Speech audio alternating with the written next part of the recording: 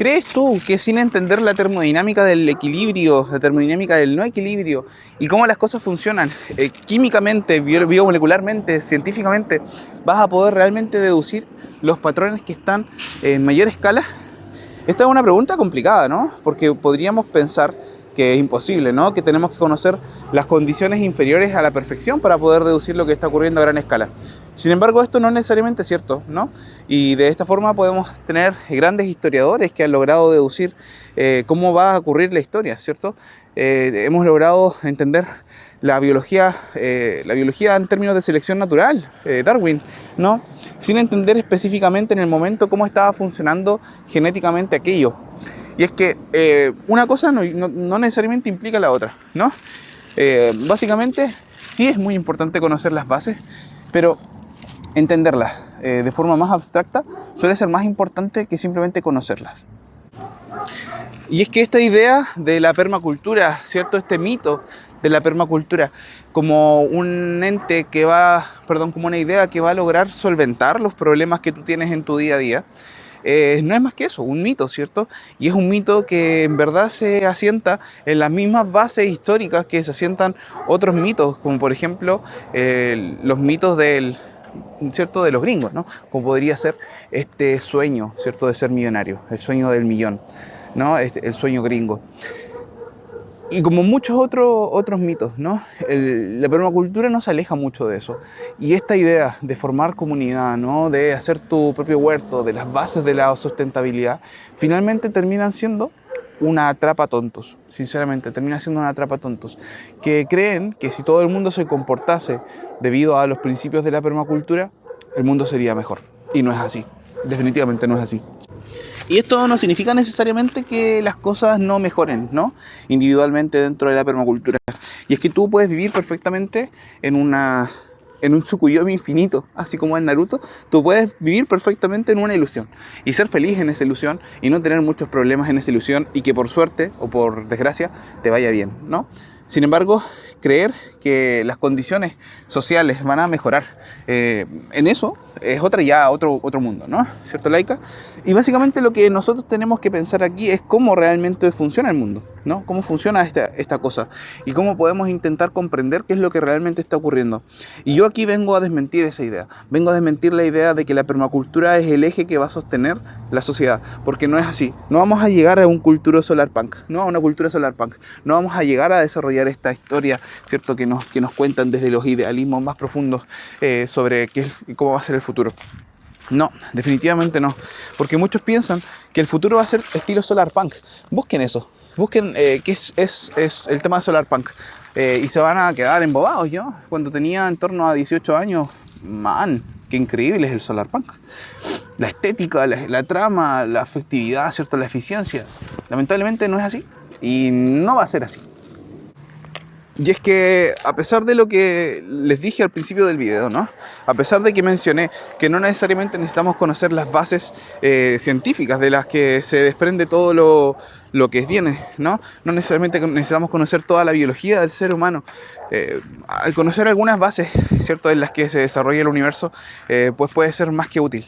En este caso, les vengo a presentar esta trama, ¿cierto?, esta historia, que está basada en un principio fundamental que de hecho ganó el premio Nobel por Ilya Prignone.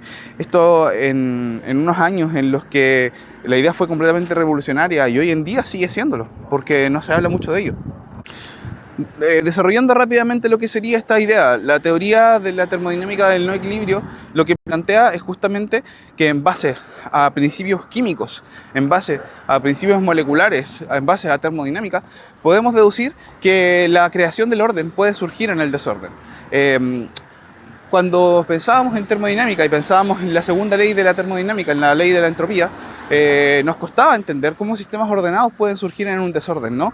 Cuando nos está mostrando todo que tiende a estos estados desordenados, ¿no? Pero eso es una mala concepción de lo que sería esta ley de la segunda ley de la termodinámica. Sí puede surgir orden en el desorden, sí puede surgir estructuras ordenadas en un mundo caótico, ¿no? Y no necesariamente romper la segunda ley de la termodinámica. Y es que cuando surge Antes de que surgiese esta idea, no se podía comprender cómo la vida, ¿cierto?, profundamente ordenada, esquematizada y compartimentalizada, podía existir en un mundo cuyas leyes nos decían que todo debía ir al desorden. Y es que si se fijan bien, tengo manos, ¿no? Los perritos tienen nariz y las hojas tienen ciertas formas. Mira, tenemos flores, ¿no? Cosas completamente complejas y ordenadas. Las flores siguen una cierta simetría, ¿no? Nuestro cuerpo tiene simetría. Y es que en la naturaleza, si lo piensas bien, si tú dejas caer una gota de tinte en agua, lo que vas a obtener es una dispersión aleatoria. ¿Por qué?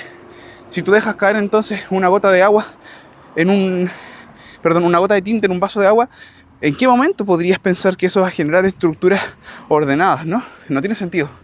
Y es que es complicado de entender. Y hoy sabemos a la perfección cómo funciona todo esto, ¿no? Y entendemos que sí pueden surgir estructuras ordenadas, simétricas, que sigan ciertos patrones en un sistema desordenado. Y aquí vino Ilya Pignone con su idea de la termodinámica del no equilibrio a darnos la razón, ¿no? Él nos vino a decir básicamente que en un sistema desordenado pueden surgir sistemas ordenados. Y es que esta idea de desorden y orden, ¿no?, igual es muy humana. Cuando pensamos en termodinámica, primero tenemos que definir los estados, el estado de orden y el estado de desorden, ¿no? Y esto es profundamente humano. En la naturaleza no existe esto, no existen un estado A, un estado B, que nos sirven principalmente para definir los microestados de las partículas del sistema. Y ya partiendo de esta base, tenemos que pensar cómo puede surgir entonces lo ordenado.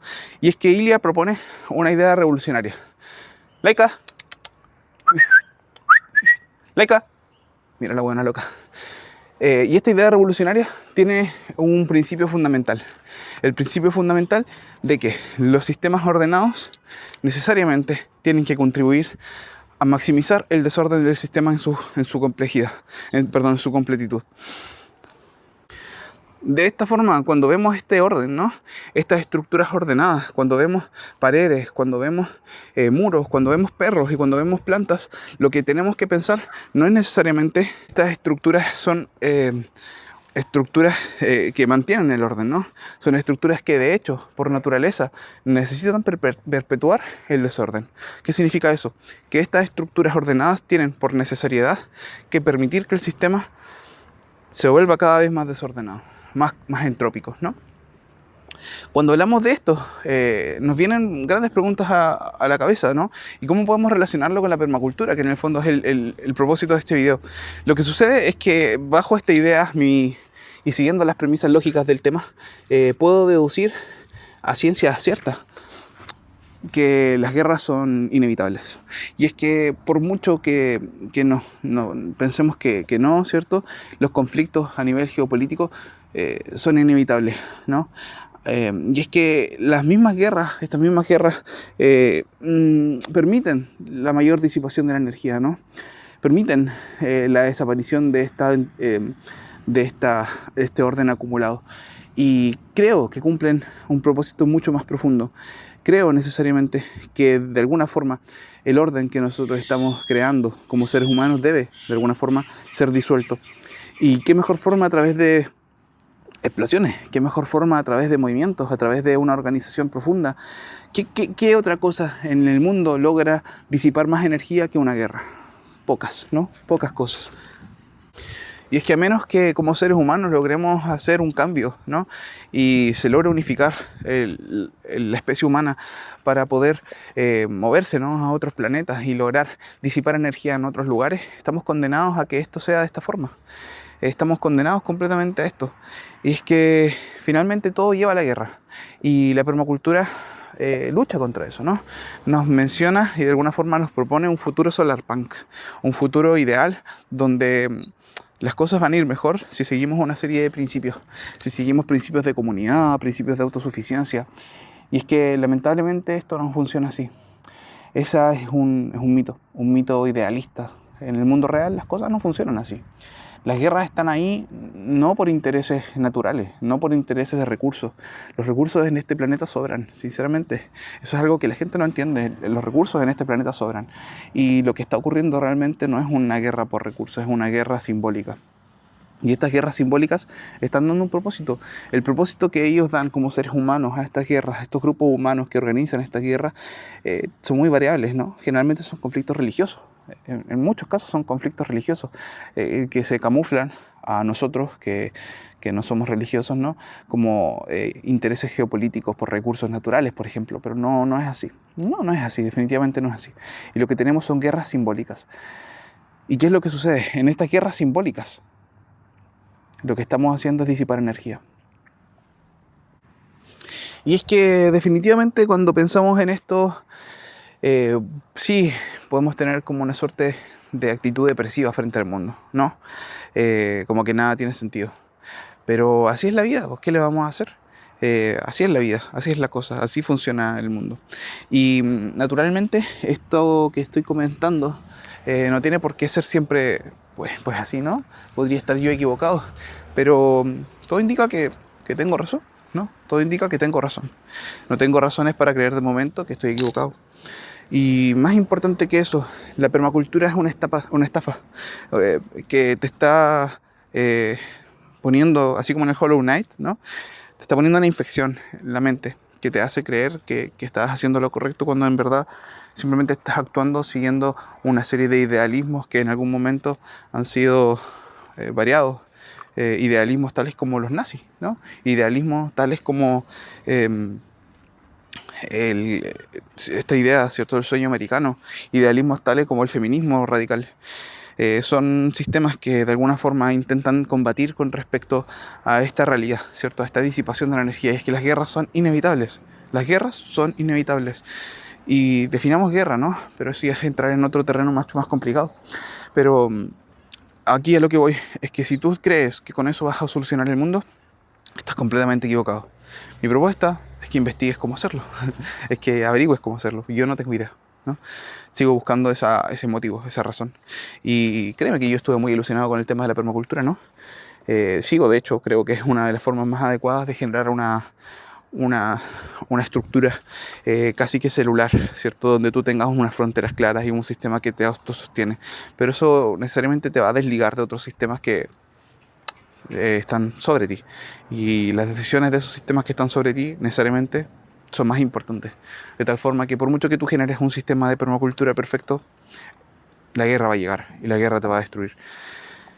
Entonces, creer que, ¿cierto?, este idealismo, creer en estos idealismos, no va a hacer nada más que hacerte más débil.